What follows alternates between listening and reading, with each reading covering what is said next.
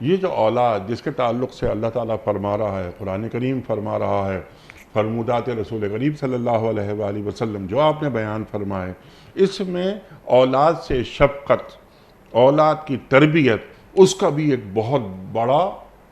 کردار ہے کہ ہماری اولاد، آپ نے ایک لفظ استعمال کیا کہ اہل ایمان اس ڈھب پر رہیں، تو صرف میرا ہی ڈھب پر رہنا، اس راستے پر رہنا وہ کافی نہیں ہے۔ میں یہ بھی دیکھوں کہ میری اولاد اگر اس کے اعمال مجھ سے کم بھی ہیں لیکن ہیں تو وہ سیدھے راستے پر ہماری اولاد کے افراد، یا ایھا الذین آمنوا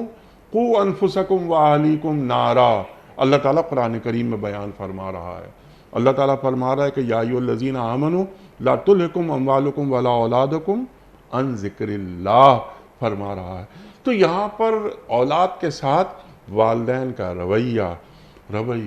تربیت، اخلاقی تربیت، زندگی کا مقصد انہیں بتا دیا جائے تو قیامت کے دن اگر ان کے اعمال اتنے بلند نہیں بھی ہوئے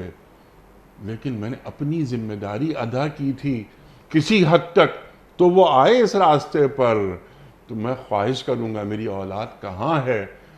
تو اس عمل کے عوض وہ جنت میں آ جائیں گے۔ تو کیا ہم قرآن کریم کی اس آیت کو پیش نظر رکھ کر اپنے کام سر انجام دے رہے ہیں تربیت اولاد کے حوالے سے؟ انیق صاحب، یہ بات اس لیے بہت اہم آپ نے فرمائی کہ میں نے جیسے شروع میں بھی عرض کیا کہ اس آیت سے دراصل ترغیب ہے کہ انسان عام طور پہ ذرا پست ہمت ہو جاتا ہے دیکھ کر کے سامنے والا جو میرے سامنے رول ماڈل ہے وہ اتنا بڑا ہے کہ شاید میں اس تک تو نہیں پہنچ پاؤں گا۔ صحابہ کرام کے ہم حالات بیان کرتے، صحابہ کرام تو بہت بڑی ہستیاں تھیں۔ آج ہم پاکستان کے قیام کے وقت جو ہمارے رہنما تھے، آج جب ہم ان کا ذکر کرتے ہیں تو لوگ کہتے ہیں بھائی وہ تو بہت بڑے فرشتہ لوگ تھے، ہم ان کو فالو نہیں کر سکتے۔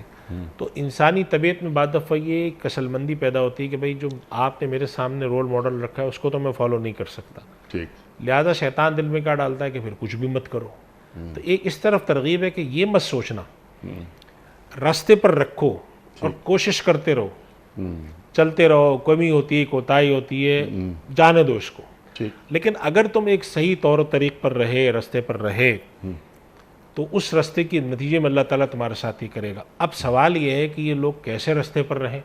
تو یہ وہ سوال ہے جو آپ نے کیا ہے، کوئی ان کو سکھائے گا تو راستے پہ ہوں گے نا۔ اگر اولاد کی تربیت آپ نے ایسی کی، حرام حلال کی تمیز سکھائی، فرائض کا سکھایا، اخلاقیات سکھائیں، تو بسا اوقات انیق صاحب یہ دیکھا ہے کہ بعض دفعہ اولاد اگر ادھر ادھر بھی کھسکتی ہے تو ایک وقت آتا ہے کہ وہ ضرور راستے پر آتی ہے۔ تو اگر یہ کیفیت آپ نے پیدا کر دی، سکھا دیا حلال حرام کی تمیز، اخلاق کا، حقوق انسانی کا، اللہ کے حق کا، اب شروع میں چھوٹی موٹی گڑبڑیں بھی کیں، پھر سیدھے ہو گئے، کمی رہی عمل میں، تو کوئی بات نہیں، اللہ تعالیٰ کی رحمت سے یہ امید ہے کہ اللہ تعالیٰ یہ دیکھتے ہوئے کہ بھئی آدمی صحیح طور و طریق پر شفقت فرمائیں گے۔